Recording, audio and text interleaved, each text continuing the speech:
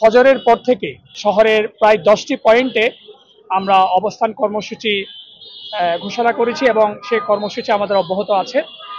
ভোর থেকেই শহরের Link Road, bus terminal, Kolatoli, লালদিঘির পার, ফজল মার্কেট, বাজারঘাটা, হাসিমিয়া থেকে প্রায় 10টি পয়েন্টে আমাদের নেতাকর্মীরা শক্ত অবস্থানে রয়েছে। আমরা চাই না এই পরিবর্তিত নতুন বাংলাদেশে, এই বৈষম্যহীন বাংলাদেশে কোনো ফ্যাসিবাদের উত্থান হোক, কোনো স্বৈরাচারী সন্ত্রাসীরা আবার ফিরে আসুক।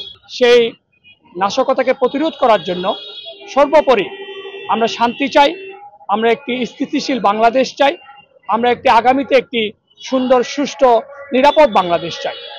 সেই নিরাপদ, ইনসাফভিত্তিক, কল্যাণ রাষ্ট্র কায়েম করার জন্য বাংলাদেশ জামায়াতে ইসলামী সারা বাংলাদেশে স্বাধীনতার সার্বভৌমত্বের অতন্ত্র প্রহরী হিসাবে সেই জুলাই বিপ্লবের পর থেকে বাংলাদেশে কাজ করে যাচ্ছে।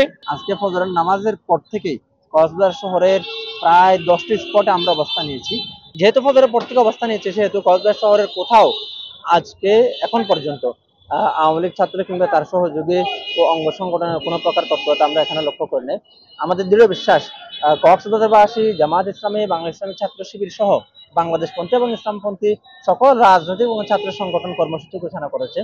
আমাদের দৃঢ় বিশ্বাস, কক্সবাজারের এই শহরে ছাত্রলীগ এবং আওয়ামী লীগ কোনো প্রকার তাদের সে অপকর্ম এখানে করতে পারবে না, তাদের কোনো কর্মসূচি বাস্তবায়ন করতে পারবে না। আওয়ামী লীগ দেশ থেকে পালিয়ে গেছে। ওনারা যে লকডাউন কর্মসূচি, সেটা মূলত দেশকে অস্থিতিশীল করার জন্য, দেশে নৈরাজ্য সৃষ্টি করার জন্য, এবং এই নৈরাজ্য সৃষ্টি তারা ইতিমধ্যে প্রমাণ করেছে। ঢাকা সহ সারা দেশে বিভিন্ন গাড়িতে আগুন দিয়েছে এবং অগ্নিসংযোগ করেছে। আওয়ামী লীগের রাজনীতি আসলে বরাবরই অগ্নিসংযোগের রাজনীতি এবং দেশকে অস্থিতিশীল করার রাজনীতি ছিল। বাংলাদেশে হাজারের অধিক ছাত্র জনতাকে হত্যা করেছে, কৃষক, শ্রমিক, দেশের সাধারণ জনগণকে তারা হত্যা করেছে রাজনীতির নামে। এই হত্যাকাণ্ডের বিচার বাংলাদেশের প্রত্যেকটা মানুষ চায়।